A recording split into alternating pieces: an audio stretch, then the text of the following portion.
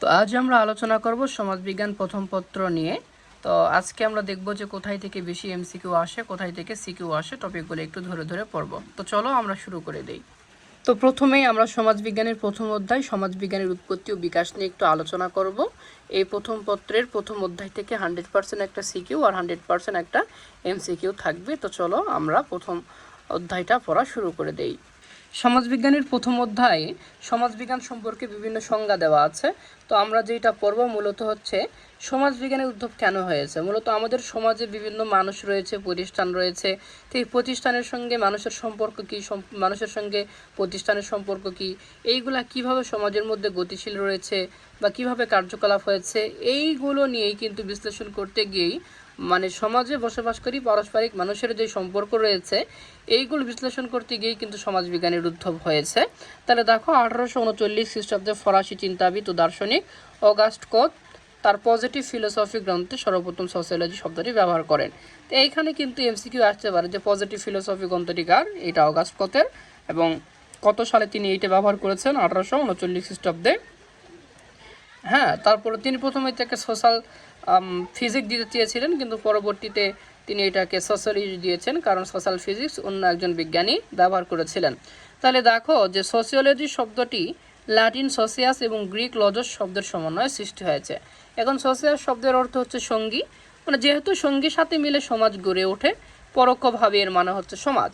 অন্যদিকে লজস শব্দটির অর্থ অধ্যয়ন বা বিজ্ঞান, স্টাডি ওর সায়েন্স। সুতরাং সার্বিকভাবে সমাজবিজ্ঞান জ্ঞানের সেই শাখা যা সমাজ সম্পর্কে আলোচনা করে। হ্যাঁ, এখন বিভিন্ন সমাজবিজ্ঞানী বিভিন্ন রকমের সংজ্ঞা দিয়েছে। এখান থেকে যেই সংজ্ঞাটা সবথেকে বেশি গুরুত্বপূর্ণ সেটা হচ্ছে সমাজবিজ্ঞানী এমিল ডুরখাইমের সংজ্ঞা। তিনি সমাজবিজ্ঞানের সংজ্ঞা দিতে গিয়ে বলেন সমাজবিজ্ঞান হলো অনুষ্ঠান প্রতিষ্ঠানের বিজ্ঞান।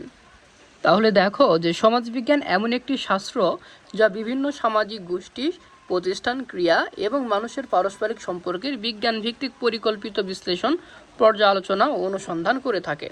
তাহলে কিছু প্রশ্ন যদি আমরা দেখি যে লজস শব্দের অর্থ কী, সেটা হচ্ছে স্টাডি অর সায়েন্স।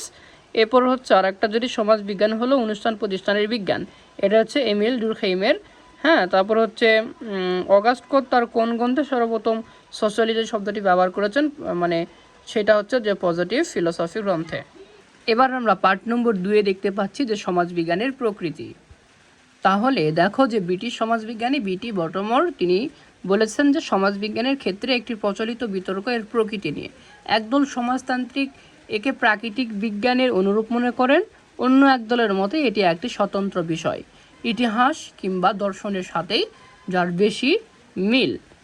হ্যাঁ, তাহলে এখানে দেখো যে সমাজবিজ্ঞানের প্রকৃতি সম্পর্কে আমেরিকান সমাজবিজ্ঞানী রবার্ট বাস্টেড তার দ্য সোশ্যাল অর্ডার গ্রন্থে কতগুলো প্রস্তাবনা উপস্থাপন করেছেন। তাহলে এখানে দ্য সোশ্যাল অর্ডার গ্রন্থটা হচ্ছে রবার্ট বাস্টেডের, এইগুলো একটু দেখে নিতে হবে।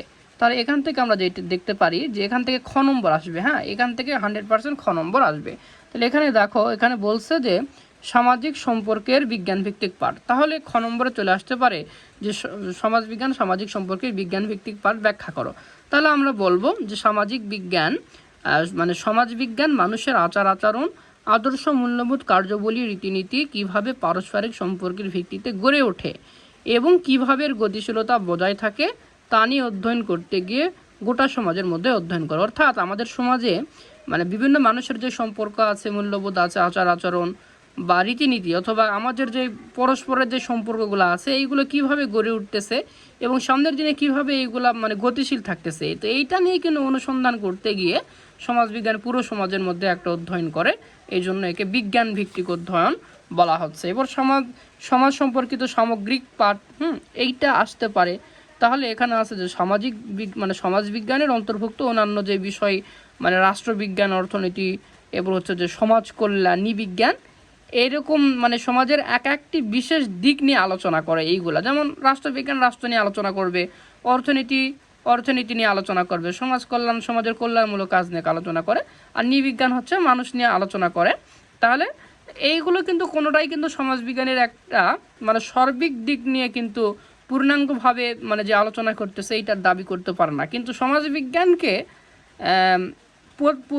পুরো সমাজটাকে নিয়েই অধ্যয়ন করতে হয়, তাই সমাজবিজ্ঞান হচ্ছে সামগ্রিক পাঠ। তারপরে এখানে দেখো, এখানে বলছে যে সমাজবিজ্ঞান তাত্ত্বিক বিজ্ঞান নয়। এটাকে যদি ব্যাখ্যা করতে বলে তাহলে আমরা বলবো যে সমাজবিজ্ঞান মানে পুরো প্রকৌশল বা স্থাপত্যবিদ্যা বা কম্পিউটার বিজ্ঞানের মতো ব্যবহারিক কোনো মানে শাস্ত্র নয়। একে পদার্থবিদ্যা, রসায়ন শাস্ত্র বা গণিত শাস্ত্রের মতো একটি তাত্ত্বিক বিজ্ঞান হিসেবে গড়ে তোলা হয়েছে। সমাজবিজ্ঞানীরা গবেষণার দ্বারা নিত্য নতুন তথ্য আবিষ্কারের সাথে সাথে পুরনো তথ্যের সম্প্রসারণ ও পরিমার্জনের ক্ষেত্রে তাত্ত্বিক দৃষ্টিভঙ্গির বিকাশ ঘটায়, যেখানে ব্যবহারিক বিষয়ের চেয়ে তাত্ত্বিক জ্ঞানের ঘটনায় মানে ঘটানোই থাকে মূল লক্ষ্য। এরপরে এইটা আসতে পারে যে সমাজবিজ্ঞান সমাজের সর্বজনীন মানে পাঠ ব্যাখ্যা করো। তাহলে আমি বলতে পারি না যে বিজ্ঞানসম্মত পদ্ধতিতে সমাজবিজ্ঞান যেই শৃঙ্খলিত সাধারণ সূত্র ও গুরুত্বপূর্ণ সামাজিক পদ্ধতিসমূহ গৃহীত হয় সেগুলো ভবিষ্যতের অনুরূপ অবস্থায় নির্দ্বিধায় প্রয়োগ করা যায়, এই জন্য একে সর্বজনীন পাঠ বলা হয়। অর্থাৎ বিজ্ঞানসম্মত পদ্ধতিতে সমাজবিজ্ঞানের যে শৃঙ্খলিত যে জ্ঞানগুলো রয়েছে সেগুলো সাধারণ সূত্র প্রয়োগ করে মানে মনে করো যে সমাজের একটা কাজ যেটা প্রয়োগ করলে ভবিষ্যতে কি হবে, হ্যাঁ মানে ভবিষ্যতে সেটা মানুষের জন্য মন্দ হবে নাকি ভালো হবে, ওইটা মূলত এই সমাজবিজ্ঞানের পদ্ধতি মানে বিশ্লেষণ করে ভবিষ্যতের অনুরূপ অবস্থায় নির্দ্বিধায় প্রয়োগ করা যায়। এই জন্য মনে করো সমাজবিজ্ঞানকে সর্বজনীন পাঠ বলা হচ্ছে। এবার আমরা দেখি যে সমাজবিজ্ঞানের বিষয়বস্তু ও পরিধি, পাঠ নম্বর 3। তাহলে এখানে দেখো, এখানে বলছে যে সমাজবিজ্ঞানের আলোচ্য বিষয় সম্পর্কে আলোকপাত করতে গিয়ে ফরাসি দার্শনিক অগাস্ট কোত এই বিজ্ঞানকে 2 ভাগে ভাগ করেছেন। এইটা এমসিকিউতে চলে আসতে পারে যে সমাজবিজ্ঞানের আলোচ্য বিষয় সম্পর্কে আলোকপাত করতে গিয়ে ফরাসি দার্শনিক অগাস্ট কোত সমাজবিজ্ঞানকে কই ভাগে ভাগ করেছেন? 2 ভাগে ভাগ করেছেন। একটা হচ্ছে সামাজিক স্থিতিশীলতা আর একটা হচ্ছে সামাজিক গতিশীলতা। তাহলে আমরা যদি একটু দেখি যে বিবাহ ও পরিবারের সমাজবিজ্ঞান, তাহলে দেখো মানব সমাজের সবচেয়ে আদিম সামাজিক সংগঠন হচ্ছে পরিবার। এটা এমসিকিউ আসতে পারে। হ্যাঁ, পরিবারকে কেন্দ্র করেই মানব সমাজের সকল কর্মকাণ্ড পরিচালিত হয়েছে, তাই না? এখন পরিবারকে কেন্দ্র করে যেহেতু মানব সমাজের সকল কর্মকাণ্ড পরিচালিত হতো, সমাজবিজ্ঞানের সবচেয়ে আদিম সামাজিক সংগঠন হিসেবে বিবেচনার মাধ্যমে পরিবারের গঠন ও কার্যক্রম সম্পর্কে আলোচনা করে। এই জন্যই সমাজবিজ্ঞানের অন্যতম প্রধান শাখা বা আলোচ্য বিষয় পরিবারের সমাজবিজ্ঞান। এখন পরিবারের উৎপত্তি, বিবর্তন, বিকাশ ধরন, আধুনিক ও পরিবর্তনশীল পরিবারের কার্যবলী ইত্যাদি নিয়ে কিন্তু এই মানে পরিবারের সমাজবিজ্ঞানে আলোচনা করা হয়ে থাকে। আমরা যদি একটু গ্রামীণ সমাজবিজ্ঞান বা নগর সমাজবিজ্ঞানের দিকে যদিও তাকাই, এগুলো থেকে যদিও ওইভাবে সিকিউ আসে না, এখান থেকে সিকিউ আসে ওই যে সমাজবিজ্ঞান বা নৃবিজ্ঞান, রাষ্ট্রবিজ্ঞান এইগুলো থাকে।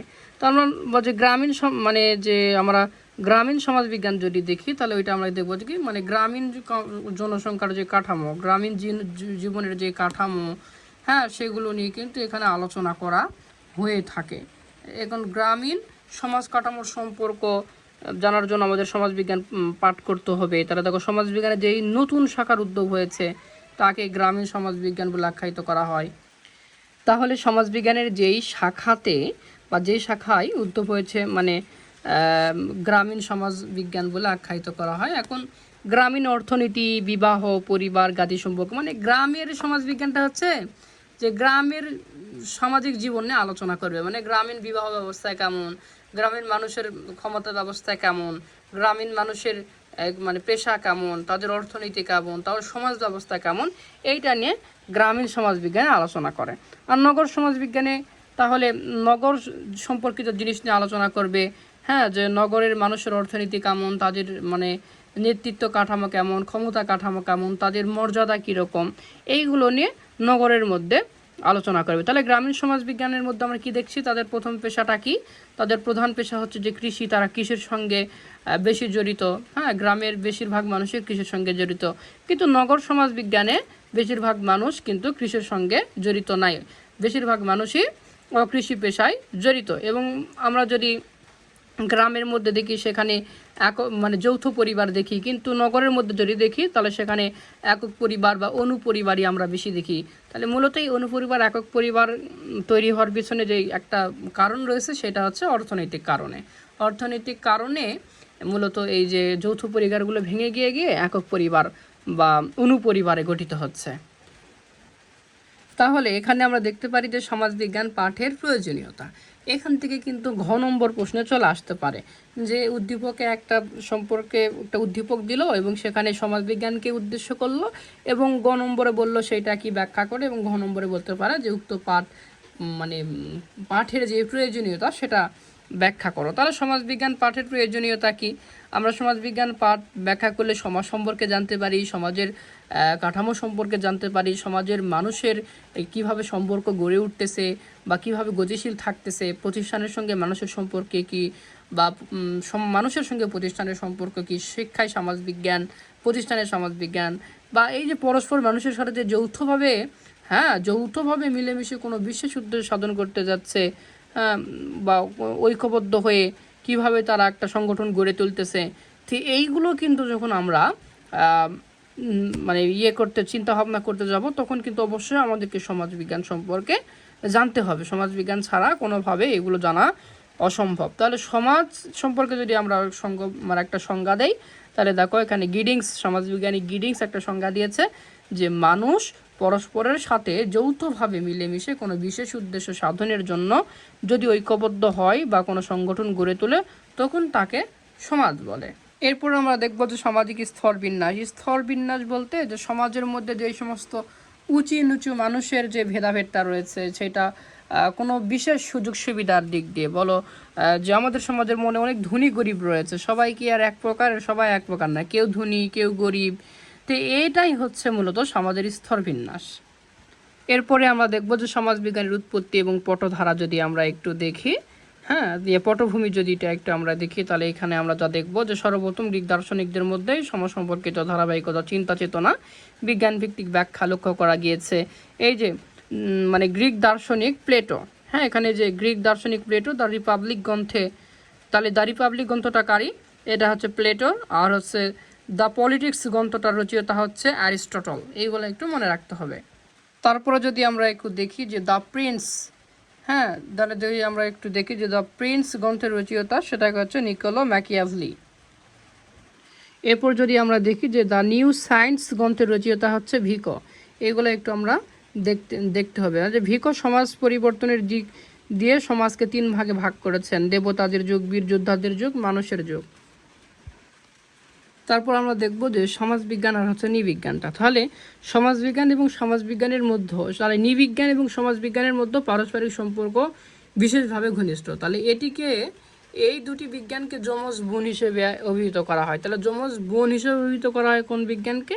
সমাজবিজ্ঞান আর নৃবিজ্ঞানকে। তাহলে আমরা যদি বেশি কিছু না চিন্তা করে এইভাবে চিন্তা করি যে এই দুইটার মধ্যে পার্থক্যটা কী, সেটা হচ্ছে সমাজবিজ্ঞান সমাজ নিয়ে আলোচনা করবে, সমাজের মানুষের সঙ্গে সমাজের সম্পর্ক কিভাবে গতিশীল হচ্ছে, প্রতিষ্ঠান কিভাবে গতিশীল হচ্ছে, প্রতিষ্ঠানের সঙ্গে মানুষের সম্পর্ক কিভাবে চলতেছে, কিভাবে সংঘ গড়ে উঠতেছে, দল গড়ে উঠতেছে, প্রতিষ্ঠান সৃষ্টি হচ্ছে।